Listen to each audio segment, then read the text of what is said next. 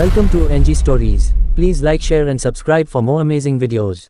देश की पहली महिला शिक्षक की कहानी। कभी पिता ने हाथों से किताब छीनी तो कभी लोगों ने इन पर पत्थर और गंदगी फेंकी, लेकिन सावित्रीबाई फुले ने अपने आप को कभी रुकने नहीं दिया। महिलाओं के अधिकारों के लिए वह हमेशा तत्पर रही। महिलाओं के अधिकारों, सती प्रथा, छुआछूत और विधवा विवाह जैसी कुरीतियों पर पुरजोर तरीके से आवाज उठाने वाली सावित्रीबाई के जीवन के कुछ अहम किस्से। 3 जनवरी 1831, यही वो तारीख है जब देश की पहली महिला शिक्षक सावित्रीबाई फुले का जन्म हुआ। महाराष्ट्र के पुणे में एक दलित परिवार में जन्मी सावित्रीबाई के पिता का नाम खंडोजी नेवसे और माता का नाम लक्ष्मीबाई था। 1840 में मात्र 9 साल की उम्र में सावित्रीबाई का विवाह 13 साल के ज्योतिराव फुले के साथ हुआ। उस समय वो पूरी तरह अनपढ़ थीं और पति मात्र तीसरी कक्षा तक ही पढ़े थे। पढ़ाई करने का जो सपना सावित्रीबाई ने देखा था, विवाह के बाद भी उन्होंने उस पर रोक नहीं लगने दी। इनका संघर्ष कितना कठिन था, इसे इनके जीवन के एक किस्से से समझा जा सकता है।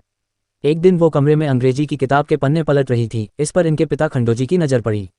ये देखते वो भड़क उठे और हाथों से किताब को छीनकर घर के बाहर फेंक दिया। उनका कहना था कि शिक्षा पर केवल उच्च जाति के पुरुषों का ही हक है। यही वो पल था जब सावित्रीबाई ने प्रण लिया कि वो एक न एक दिन जरूर पढ़ना सीखेंगी।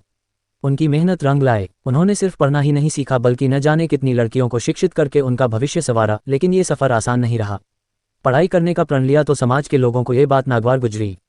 एक दलित लड़की का स्कूल जाना समाज को कभी रास नहीं आया।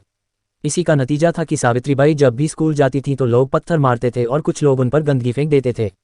उन्होंने पति के साथ मिलकर इतिहास रचा और लाखों लड़कियों की प्रेरणा स्रोत बन गईं। खुद भी पढ़ाई पूरी की और लड़कियों के लिए 18 स्कूल खोले ताकि कोई और अनपढ़ न रह सके। साल 1848 में महाराष्ट्र के पुणे में देश का सबसे पहले बालिका स्कूल की स्थापना की। वहीं 18वां स्कूल भी पुणे में ही खोला गया था। सावित्रीबाई ने शिक्षा के लिए संघर्ष करने के साथ कुरीतियों के खिलाफ भी आवाज उठाए। छुआछूत, सती प्रथा, बाल विवाह और विधवा विवाह निषेध जैसी कुरीतियों के खिलाफ विरोध जताया। इस तरह सावित्रीबाई ने अपने आप को तो शिक्षित किया ही, बल्कि औरों को भी शिक्षित करने में अपनी पूरी जिंदगी लगा दी। ये था सावित्रीबाई फुले का जीवन। इसी तरह हमारी वीडियो देखने के लिए हमारा चैनल सब्सक्राइब करें। धन्यवाद।